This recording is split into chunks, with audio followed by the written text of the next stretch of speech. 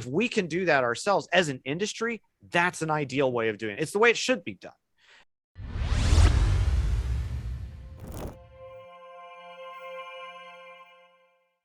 Let's take another question from our audience. It says, while I appreciate all the collaboration, when are we going to get in good and strong standards on UVC use for surface disinfection for healthcare?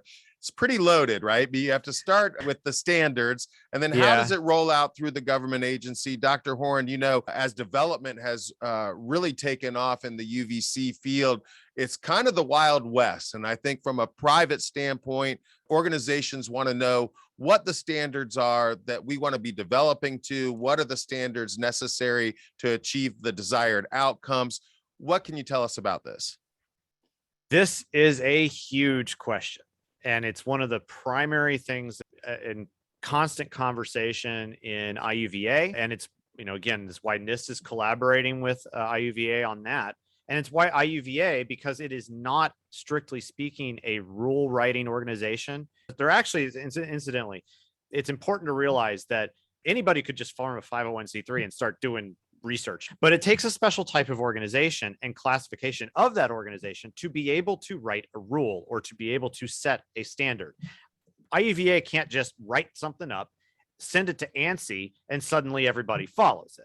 That's not the way it works, right? We have to partner as IUVA with other standard setting organizations in order to kind of get that down the road. So that's, first of all, what part of what the background conversation is there. The second piece I think that's important is that even once we write a standard, how does that enter into public code, if you will? So there is a means to do this. It turns out that if industry can come up with a generally accepted standard across the board, then the US government has a means by which it can essentially adopt that standard rather than go through the legislative process. There's an entire way to go through this. I am not an expert in this in particular. The words that, if you want to Google this and figure out more, look for OA119. And there's a whole process by which this goes through. And so that's kind of the goal in the mid to long term, is that we want to partner with standard setting organizations, come up with a standard as many stakeholders that can be involved as possible can agree to.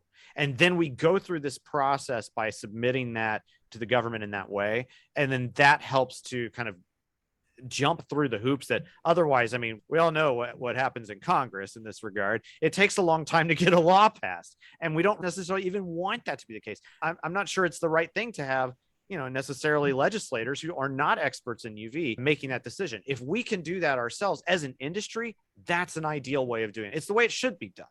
And that's kind of where we're heading right now from the IUVA perspective. And that's an exciting development when you think about it, because it has been kind of a bit of a wild, wild west. And you have to know a lot more about the open literature and have a facility in a bunch of different fields in order to really understand what's going on. With a standard in place like this, we think we can bypass a lot of the problems that we've kind of seen over time that have built up. And so hopefully that'll help alleviate a lot of the issues.